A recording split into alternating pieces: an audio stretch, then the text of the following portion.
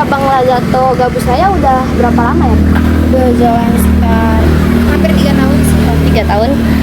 Terus sejauh ini tuh rame atau kadang sepi atau gimana? Awal buka sih kita rata-rata omset itu 2,3. Cuman alhamdulillah progres sampai sekarang udah nyampe 7,1 Itu per bulannya? per bulan. Lalu Per hari lumayan. untuk jumlah karyawan berapa sih? Kalau sekarang sebenarnya harusnya 7 orang, cuman lagi penempatannya 6 sih sekarang. Untuk gaji itu biasanya per bulan? Per bulan itu tiap jabatan beda. Kalau kru itu paling besar itu 2,5, kalau kasir 3 juta. Lalu biasanya target utama sehari itu berapa penjualan? Target utama sehari penjualan itu sekitar minimal itu 6 juta.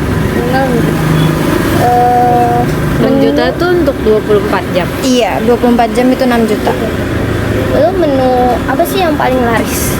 Paling laris di sini itu geprek sih, lebih ke geprek. Mungkin karena di sini mayoritas orang-orangnya suka pedes kali ya.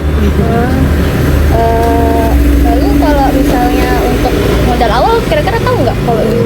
Kalau modal awal usaha itu, kalau ini kan sistemnya naruh saham ya. Iya. 1 juta udah dapat. Juta Iya. saham. Itu lalu kalau misalnya omset bersihnya sehari Omset bersih sehari itu kisaran 4 juta atau 5 juta. 4 juta sampai 5 juta. Iya. Itu udah bersih ya? Itu udah bersih. Kalau misalnya kayak biaya operasional kayak listrik atau sewa Kalau listrik itu kita token. Jadi per 2 minggu itu sekitar 500-an. Kalau gas itu per hari bisa 2 tabung, kalau rame 4 tabung. Iya. Lalu untuk harga rata-rata produknya itu di sini yang paling berapa?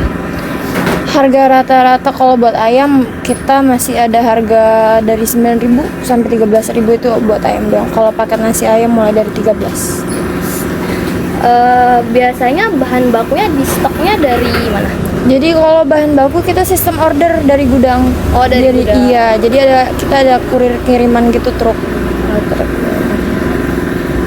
Lalu pernah nggak ada kendala dalam pengiriman bahan baku operasional gitu? Pernah kemarin kita lagi kehabisan ayam sih, stok ayam di gudang lagi kosong. Itu kita nggak jualan sehari full ayam nggak ada. Itu karena Iya. telat pengiriman? Enggak, dari apa ya, sistem produksinya lagi mandek. Iya, jadi kita nggak dapat ayam sama sekali. Lalu untuk izin usaha kayak NIB itu nih udah ada berarti? Kita udah ada sertifikat halal udah ada. Cuman itu ditaruh di pusat sih. Kita ditaruh di yang pusat. karyawan di sini nggak tahu. Nggak ada ya? Iya. Oke. Bagaimana cara menangani komplain pelanggan? Kalau misalkan pelanggan komplainnya langsung ke kita, biasanya aku nerima apa keluhannya dulu baru kasih kayak dengan barang rusak atau apa, aku langsung cucikan. Kalau emang dari customer service pusat itu ada kompensasi lagi.